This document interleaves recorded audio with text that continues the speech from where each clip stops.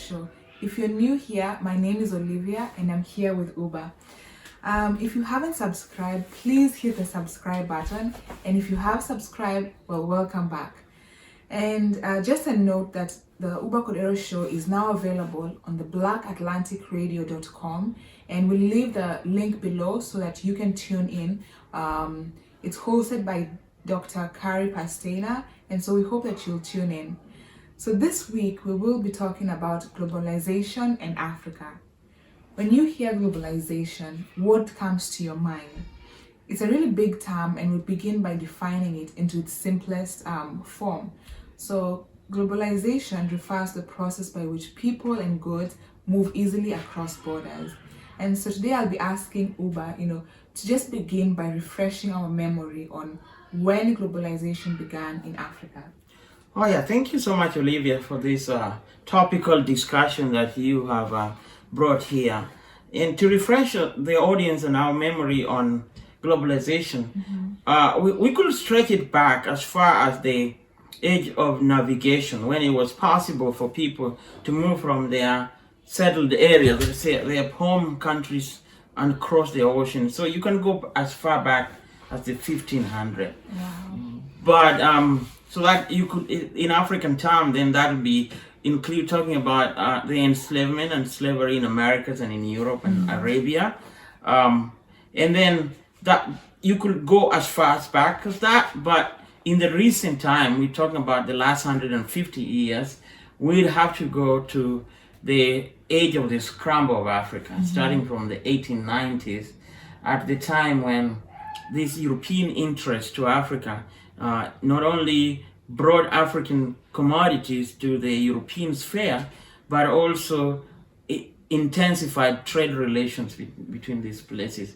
So when you come to the 1920s, at an age where the historians call it the Gilded Age, what it refers is the invention of the telephone and the telegram, facilitating communication between Africa and Europe and America, and Latin America and Asia as well. So that was the first era of globalization. Now the second era of globalization begins around from 1945, after the Second World War, and it is facilitated by advancement in communication, in flying from one country to another. So aeronautic technology is enhanced, radio communication, later on computerization, as well as the formation of laws that facilitate people to trade from one country to another. So the apex of globalization is the neoliberal age. Oh, okay. Yeah. And so in terms of economics, how has globalization affected Africa economically? Well, that's an interesting question that is going on. It's a debate that's out there. There are those who say Africa has greatly benefited from globalization, and there are those who say it hasn't. But if you put the numbers out there to see if there has been an increase in trade volumes resulting from globalization of the world, then you realize Africa has not benefited from this process. Now the question becomes why it hasn't been so. But just to let you know, as we speak, Africa's trade volumes since from 1970s to now is about 3% of the world's trade volume. Wow. Compare that to about 25% of the world's trade volume from three countries: South Korea, Japan, and Korea. South Korea, Japan, and Southeast China, one section of China. So it accounts for about 25% of the world's trade volume. Yeah. But it never used to be like that. In the 60s, Africa accounted for about 15% of the world's trading volume. So you could say that one consequence is that reduction of Africa's trade volume. Yeah. The second one is one concerning climate change. Here we are talking about the ability of enhanced use of Africa's raw materials to the benefit of countries that are not African. Yeah. So globalization through multinational corporations that really have no control in terms of geography have been able to go into the African space and do business and reap out these profits without much control. Yeah. So it has facilitated that, and the consequences are large. I could talk about all day about that. But lastly, this will be the last, is the idea that globalization has made Africa lose out on the possibility of industrialization. Why would you say that? It is because the globalization is characterized by global supply chain. So this global supply chain means commodities are mined in other places or produced in other places, are assembled in one place, are shipped in another, and are sold in another place. And in the 80s, Southeast Asia greatly benefited from being like the world's factory. So this was the era of Chinese industrialization. And over time, there has been a lot of capabilities built up over that. And there was a debate among proponents of globalization that Africa was going to be the next place upon which industrialization would occur. But these countries have such an age, comparative age in development, that Africa has gone through what is called deindustrialization even before it industrializes.